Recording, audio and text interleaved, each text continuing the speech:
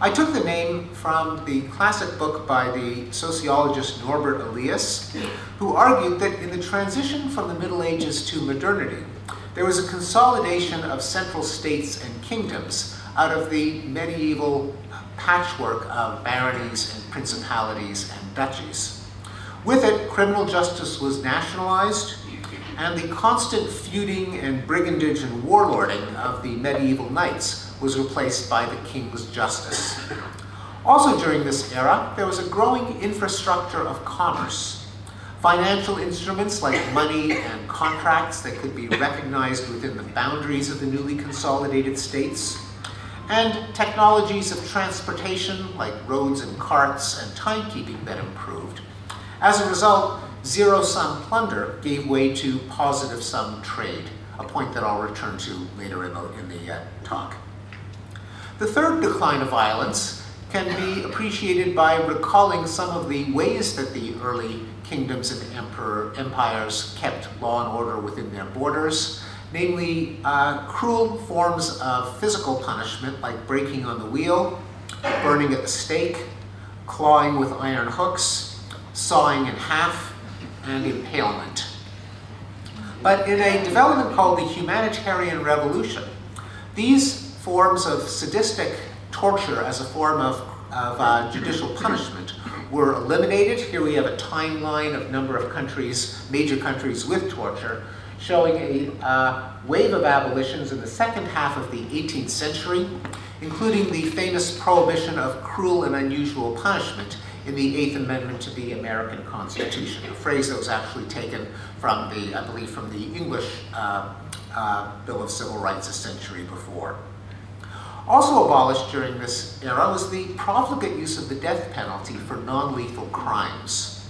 In 18th century England, there were 222 capital offenses on the books, including poaching, counterfeiting, robbing a rabbit warren, being in the company of gypsies, and, quote, strong evidence of malice in a child 7 to 14 years of age. By 1861, the number of capital crimes had been reduced to 4. Likewise, in colonial and early Republican America, the death penalty was used for theft, sodomy, bestiality, adultery, witchcraft, concealing birth, slave revolt, and counterfeiting. This graph shows the percentage of American executions for crimes other than murder from 1650 to the present. As you can see, in colonial times, a majority of the executions were for crimes other than murder. Now, the only crime other than murder that's punishable by death is conspiracy to commit murder. The death penalty itself, of course, has been abolished in every Western democracy but the United States. The red line shows the number of European countries with capital punishment, and most of the abolitions took place much later in the 20th century. But the blue timeline shows the number of European countries that actually carry out executions. And it indicates that well before politicians got around to striking capital punishment from the law books, their countries had lost their taste for executing people. On average, 50 years elapsed between the time that the capital punishment was struck from the law books and the last actual execution. I mentioned that the United States is notoriously an exception to this trend, or at least 33 out of the 50 states are exceptions. But even in the United States, capital punishment is a shadow of its former self.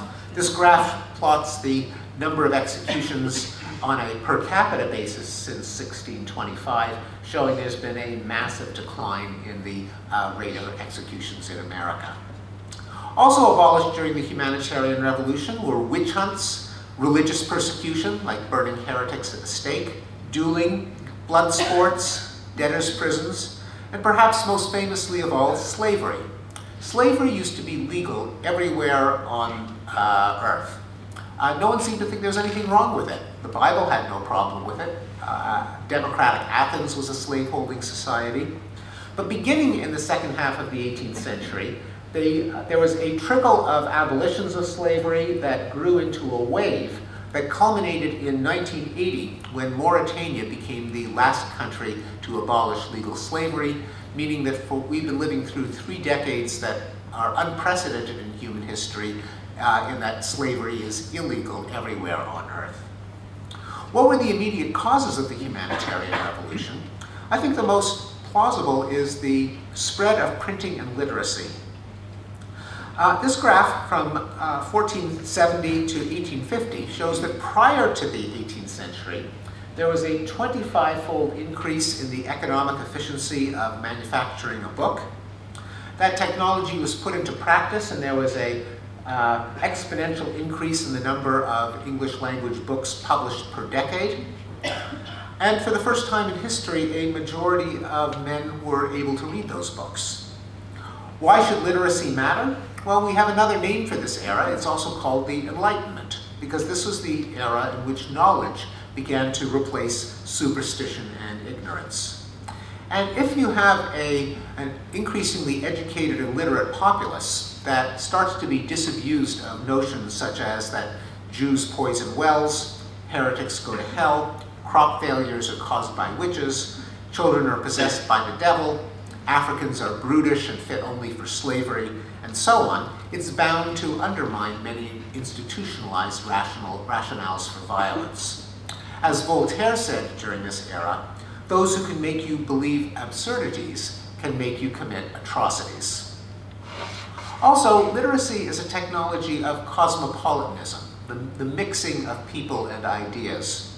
And it's plausible that as people start to consume more fiction, drama, history, and journalism, they start to inhabit other people's minds, to imagine what life is like among people unlike themselves. And conceivably, that could expand their circle of empathy and decrease their taste for cruelty, a point that I'll also return to later in the talk. The fourth decline of violence has been called the Long Peace, and it speaks to the common belief that the 20th century was the most violent in history, an assertion that, needs to be re-examined.